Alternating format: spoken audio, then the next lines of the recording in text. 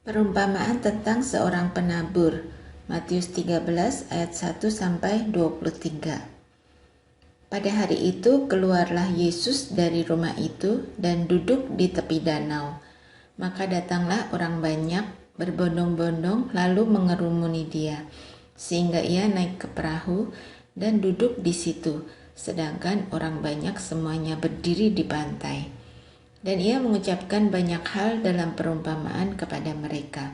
Katanya, adalah seorang penabur keluar untuk menabur.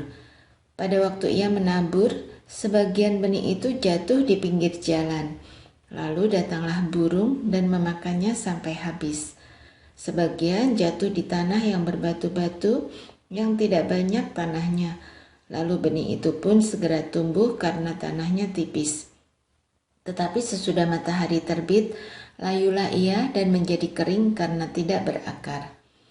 Sebagian lagi jatuh di tengah semak duri, lalu makin besarlah semak itu dan menghimpitnya sampai mati. Dan sebagian jatuh di tanah yang baik, lalu berbuah.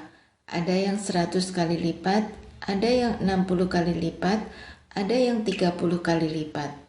Siapa bertelinga, hendaklah ia mendengar. Maka datanglah murid-muridnya dan bertanya kepadanya, "Mengapa engkau berkata-kata kepada mereka dalam perumpamaan?" Jawab Yesus, "Kepadamu diberi karunia untuk mengetahui rahasia kerajaan surga, tetapi kepada mereka tidak. Karena siapa yang mempunyai, kepadanya akan diberi, sehingga ia berkelimpahan. Tetapi siapa yang tidak mempunyai, apapun juga yang ada padanya, akan diambil daripadanya. Itulah sebabnya aku berkata-kata dalam perumpamaan kepada mereka. Karena sekalipun melihat, mereka tidak melihat, dan sekalipun mendengar, mereka tidak mendengar dan tidak mengerti. Maka pada mereka genaplah nubuat Yesaya yang berbunyi, kamu akan mendengar dan mendengar, namun tidak mengerti. Kamu akan melihat dan melihat, namun tidak menanggap. Sebab hati bangsa ini telah menebal dan telinganya berat mendengar dan matanya melekat tertutup, supaya jangan mereka melihat dengan matanya dan mendengar dengan telinganya dan mengerti dengan hatinya, lalu berbalik sehingga aku menyembuhkan mereka. Tetapi berbahagialah matamu karena melihat dan telingamu karena mendengar. Sebab aku berkata kepadamu, sesungguhnya banyak nabi dan orang benar ingin melihat apa yang kamu lihat, tetapi tidak melihatnya, dan ingin mendengar apa yang kamu dengar, tetapi tidak mendengarnya. Karena itu, dengarlah arti perumpamaan penabur itu. Kepada setiap orang yang mendengar firman tentang kerajaan surga, tetapi tidak mengertinya, datanglah si jahat dan merampas yang ditaburkan dalam hati orang itu. Itulah benih yang ditaburkan di pinggir jalan. Benih yang ditaburkan di tanah yang berbatu-batu ialah orang yang mendengar firman itu dan segera menerimanya dengan gembira. Tetapi ia tidak berakar dan tahan sebentar saja. Apabila datang penindasan atau penganiayaan karena firman itu, orang itu pun segera murtad. Yang ditaburkan di tengah semak duri ialah orang yang mendengar firman itu, lalu kekhawatiran dunia ini dan tipu daya kekayaan menghimpit firman itu sehingga tidak berbuah. Yang ditaburkan di tanah yang baik ialah orang yang mendengar firman itu dan mengerti, dan karena itu ia berbuah. Ada yang 100 kali lipat, ada yang 60 kali lipat, ada yang 30 kali lipat. Perumpamaan tentang lalang di antara gandum. Matius 13 ayat 24 sampai 30. Yesus membentangkan suatu perumpamaan lain lagi kepada mereka. Katanya, hal kerajaan surga itu seumpama orang yang menaburkan benih yang baik di ladangnya. Tetapi pada waktu semua orang tidur, datanglah musuhnya menaburkan benih lalang di antara gandum itu, lalu pergi. Ketika gandum itu tumbuh dan mulai berbulir, nampak jugalah lalang itu. Maka datanglah hamba-hamba Tuan ladang itu kepadanya dan berkata, Tuan, bukankah benih baik yang Tuan taburkan di ladang Tuan? Dari manakah lalang itu? Jawab Tuan itu, seorang musuh yang melakukannya. Lalu berkatalah hamba-hamba itu kepadanya, "Jadi maukah Tuhan supaya kami pergi mencabut lalang itu?" Tetapi ia berkata, "Jangan, sebab mungkin gandum itu ikut tercabut pada waktu kamu mencabut lalang itu. Biarkanlah keduanya tumbuh bersama sampai waktu menuai. Pada waktu itu, aku akan berkata kepada para penuai, kumpulkanlah dahulu lalang itu dan ikatlah berberkas-berkas untuk dibakar. Kemudian kumpulkanlah gandum itu ke dalam lumbungku." Perumpamaan tentang biji sesawi dan ragi. Matius 13 ayat 31 sampai 35. Yesus membentangkan suatu perumpamaan lain lagi kepada mereka. Katanya, "Hal kerajaan surga itu seumpama biji sesawi yang diambil dan ditaburkan orang di ladangnya. Memang biji itu yang paling kecil dari segala jenis benih, tetapi apabila sudah tumbuh, sesawi itu lebih besar daripada sayuran yang lain, bahkan menjadi pohon, sehingga burung-burung di udara datang bersarang pada cabang-cabangnya." Dan ia menceritakan perumpamaan ini juga kepada mereka. "Hal kerajaan surga itu seumpama ragi yang diambil seorang perempuan dan diadukkan ke dalam tepung terigu 3 sukat sampai kamir seluruhnya." Semuanya itu disampaikan Yesus kepada orang banyak dalam perumpamaan, dan tanpa perumpamaan suatu pun tidak disampaikannya kepada mereka, supaya genaplah firman yang disampaikan oleh Nabi, "Aku mau membuka mulutku mengatakan perumpamaan. Aku mau mengucapkan hal yang tersembunyi sejak dunia dijadikan." Penjelasan perumpamaan tentang lalang di antara gandum. Matius 13 ayat 36 sampai 43. Maka Yesus pun meninggalkan orang banyak itu lalu pulang. Murid-muridnya datang dan berkata kepadanya, "Jelaskanlah kepada kami perumpamaan tentang lalang di ladang itu." Ia menjawab, katanya, "Orang yang menaburkan benih baik ialah Anak Manusia. Ladang ialah dunia. Benih yang baik itu anak-anak kerajaan, dan lalang anak-anak si jahat. Musuh yang menaburkan benih lalang ialah iblis. Waktu menuai ialah akhir zaman, dan para penuai itu malaikat. Maka seperti lalang itu dikumpulkan dan dibakar dalam api, demikian juga pada akhir zaman. Anak Manusia akan menyuruh malaikat-malaikatnya, dan mereka akan mengumpulkan segala sesuatu yang menyesatkan dan semua orang yang melakukan kejahatan dari dalam kerajaannya. Semuanya akan dicampakkan ke dalam dapur api. Di sanalah akan terdapat ratapan dan kertakan gigi. Pada waktu itulah orang-orang benar akan bercahaya seperti matahari dalam kerajaan Bapa mereka. Siapa bertelinga, hendaklah ia mendengar.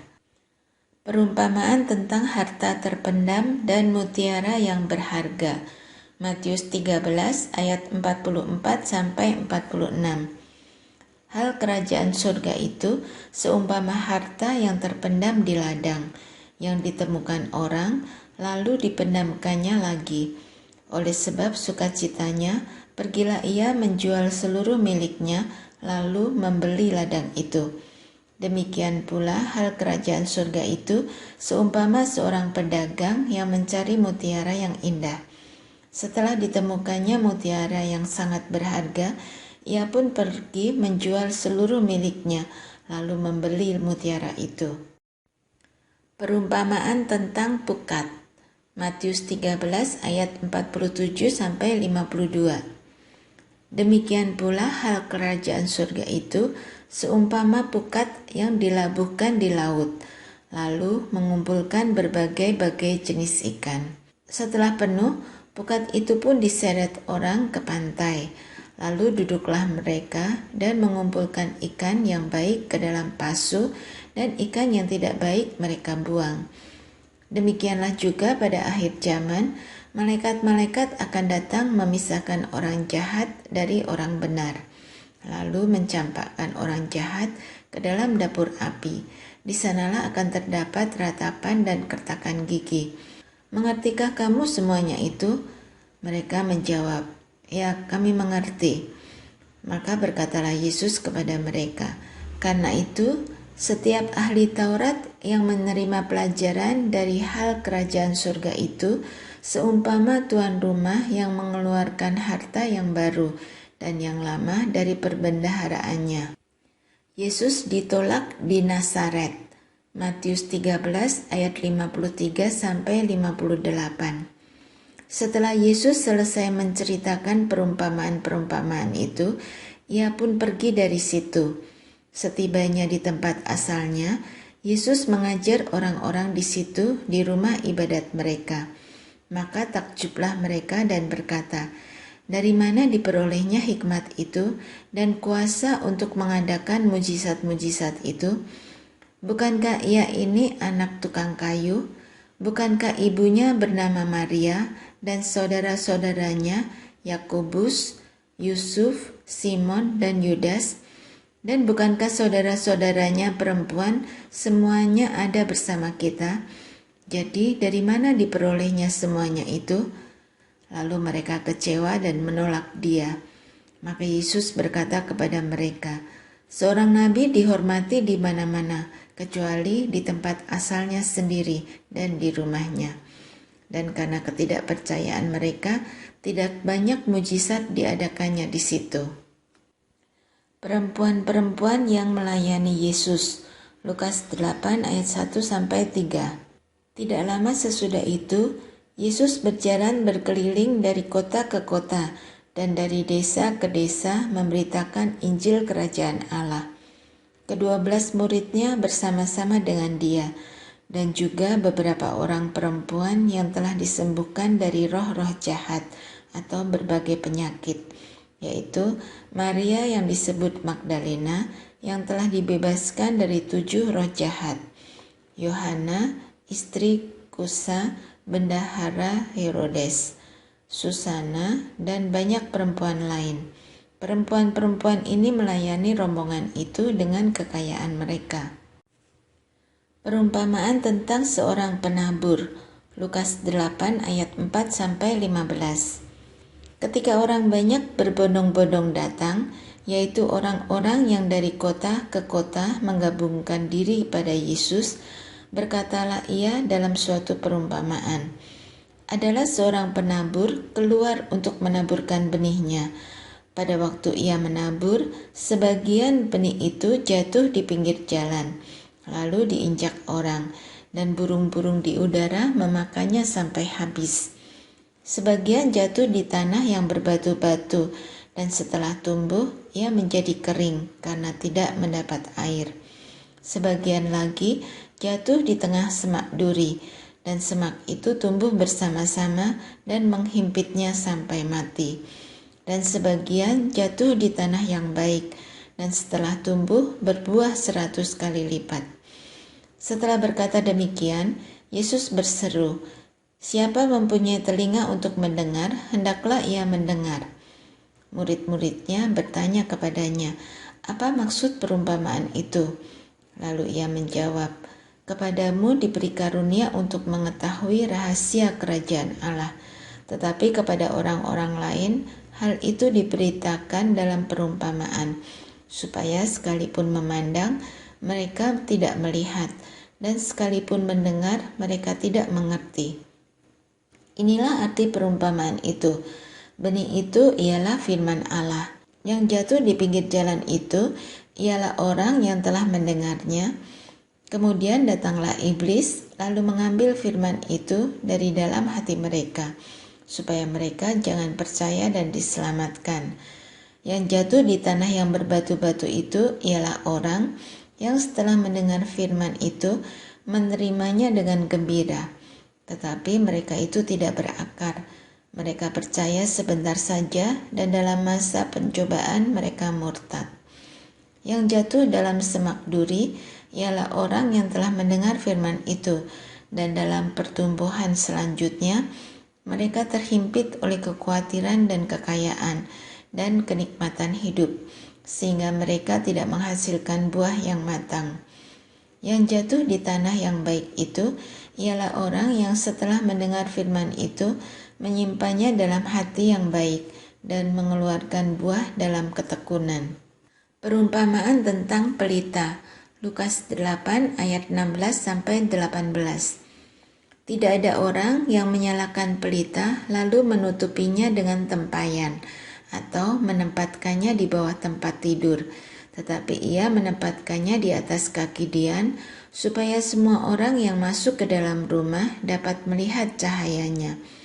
Sebab tidak ada sesuatu yang tersembunyi yang tidak akan dinyatakan, dan tidak ada sesuatu yang rahasia yang tidak akan diketahui dan diumumkan. Karena itu, perhatikanlah cara kamu mendengar, karena siapa yang mempunyai, kepadanya akan diberi, tetapi siapa yang tidak mempunyai, daripadanya akan diambil juga apa yang ia anggap ada padanya.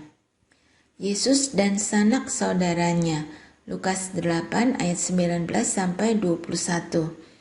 Ibu dan saudara-saudara Yesus datang kepadanya, tetapi mereka tidak dapat mencapai dia karena orang banyak. Orang memberitahukan kepadanya, ibumu dan saudara-saudaramu ada di luar dan ingin bertemu dengan engkau. Tetapi ia menjawab mereka, ibuku dan saudara-saudaraku ialah mereka yang mendengarkan firman Allah dan melakukannya. Angin ribut diredakan, Lukas 8 ayat 22-25. Pada suatu hari, Yesus naik ke dalam perahu bersama-sama dengan murid-muridnya, dan ia berkata kepada mereka, marilah kita bertolak ke seberang danau. Lalu bertolaklah mereka. Dan ketika mereka sedang berlayar, Yesus tertidur. Sekonyong-konyong turunlah taufan ke danau, sehingga perahu itu kemasukan air, dan mereka berada dalam bahaya. Maka datanglah murid-muridnya membangunkan dia, katanya, Guru, Guru, kita binasa. Ia pun bangun lalu menghardik angin dan air yang mengamuk itu. Dan angin dan air itu pun reda dan danau itu menjadi teduh. Lalu katanya kepada mereka, di manakah kepercayaanmu? Maka takutlah mereka dan heran. Lalu berkata seorang kepada yang lain, siapa gerangan orang ini sehingga ia memberi perintah kepada angin dan air dan mereka taat kepadanya? Yesus mengusir roh jahat dari orang Gerasa. Lukas 8 ayat 26-39. Lalu mendaratlah Yesus dan murid-muridnya di tanah orang Gerasa yang terletak di seberang Galilea. Setelah Yesus naik ke darat, datanglah seorang laki-laki dari kota itu menemui dia. Orang itu dirasuki oleh setan-setan dan sudah lama ia tidak berpakaian dan tidak tinggal dalam rumah, tetapi dalam pekuburan. Ketika ia melihat Yesus, ia berteriak lalu tersungkur di hadapannya dan berkata dengan suara keras, "Apa urusanmu dengan aku, hai Yesus, anak Allah yang maha tinggi? Aku memohon kepadamu supaya engkau jangan menyiksa aku." Ia berkata demikian sebab Yesus memerintahkan roh jahat itu keluar dari orang itu, karena sering roh itu menyeret-nyeret dia. Maka untuk menjaganya ia dirantai dan dibelenggu. Tetapi ia memutuskan segala pengikat itu, dan ia dihalau oleh setan itu ke tempat-tempat yang sunyi. Dan Yesus bertanya kepadanya, "Siapakah namamu?" Jawabnya, "Legion," karena ia kerasukan banyak setan. Lalu setan-setan itu memohon kepada Yesus supaya ia jangan memerintahkan mereka masuk ke dalam jurang maut. Adalah di sana sejumlah besar babi sedang mencari makan di lereng gunung. Lalu setan-setan itu meminta kepada Yesus supaya ia memperkenankan mereka memasuki babi-babi itu. Yesus mengabulkan permintaan mereka. Lalu keluarlah setan-setan itu dari orang itu dan memasuki babi-babi itu. Kawanan babi itu terjun dari tepi jurang ke dalam danau lalu mati lemas. Setelah penjaga-penjaga babi itu melihat apa yang telah terjadi, mereka lari lalu menceritakan hal itu di kota dan di kampung-kampung sekitarnya. Dan keluarlah orang-orang untuk melihat apa yang telah terjadi. Mereka datang kepada Yesus dan mereka menjumpai orang yang telah ditinggalkan setan-setan itu duduk di kaki Yesus. Ia telah berpakaian dan sudah waras. Maka takutlah mereka. Orang-orang yang telah melihat sendiri hal itu memberitahukan kepada mereka bagaimana orang yang kerasukan setan itu telah diselamatkan. Lalu seluruh penduduk daerah Gerasa meminta kepada Yesus supaya ia meninggalkan mereka, sebab mereka sangat ketakutan. Maka naiklah ia ke dalam perahu lalu berlayar kembali. Dan orang yang telah ditinggalkan setan-setan itu meminta supaya ia diperkenankan menyertainya. Tetapi Yesus menyuruh dia pergi, katanya, "Pulanglah ke rumahmu dan ceritakanlah segala sesuatu yang telah diperbuat Allah atasmu." Orang itu pun pergi mengelilingi seluruh kota dan memberitahukan segala apa yang telah diperbuat Yesus atas dirinya. Yesus membangkitkan anak Yairus dan menyembuhkan seorang perempuan yang sakit pendarahan. Lukas 8 ayat 40-56. Ketika Yesus kembali, orang banyak menyambut dia, sebab mereka semua menanti-nantikan dia. Maka datanglah seorang yang bernama Yairus. Ia adalah kepala rumah ibadat. Sambil tersungkur di depan kaki Yesus, ia memohon kepadanya supaya Yesus datang ke rumahnya, karena anaknya perempuan yang satu-satunya yang berumur kira-kira 12 tahun hampir mati. Dalam perjalanan ke situ, Yesus didesak-desak orang banyak. Adalah seorang perempuan yang sudah 12 tahun menderita pendarahan dan yang tidak berhasil disembuhkan oleh siapapun. Ia maju mendekati Yesus dari belakang dan menjamah jumbai jubahnya, dan seketika itu juga berhentilah pendarahannya. Lalu kata Yesus, "Siapa yang menjamah aku?" Dan karena tidak ada yang mengakuinya, berkatalah Petrus, "Guru, orang banyak mengerumuni dan mendesak engkau." Tetapi Yesus berkata, "Ada seorang yang menjamah aku, sebab aku merasa ada kuasa keluar dari diriku." Ketika orang itu melihat bahwa perbuatannya itu ketahuan, ia datang dengan gemetar, tersungkur di depannya dan menceritakan kepada orang banyak apa sebabnya ia menjamah dia, dan bahwa ia seketika itu juga menjadi sembuh. Maka katanya kepada perempuan itu, "Hai anakku, imanmu telah menyelamatkan engkau, pergilah dengan selamat." Ketika Yesus masih berbicara, datanglah seorang dari keluarga kepala rumah ibadat itu dan berkata, "Anakmu sudah mati, jangan lagi engkau menyusah-nyusahkan guru." Tetapi Yesus mendengarnya dan berkata kepada Yairus, "Jangan takut, percaya saja dan anakmu akan selamat." Setibanya di rumah Yairus, Yesus tidak memperbolehkan seorang pun ikut masuk dengan dia, kecuali Petrus, Yohanes, dan Yakobus, dan ayah anak itu serta ibunya. Semua orang menangis dan meratapi anak itu. Akan tetapi Yesus berkata, "Jangan menangis, ia tidak mati, tetapi tidur." Mereka menertawakan dia karena mereka tahu bahwa anak itu telah mati. Lalu Yesus memegang tangan anak itu dan berseru, katanya, "Hai anak, bangunlah." Maka kembalilah roh anak itu dan seketika itu juga ia bangkit berdiri. Lalu Yesus menyuruh mereka memberi anak itu makan. Dan takjublah orang tua anak itu. Tetapi Yesus melarang mereka memberitahukan kepada siapapun juga apa yang terjadi itu.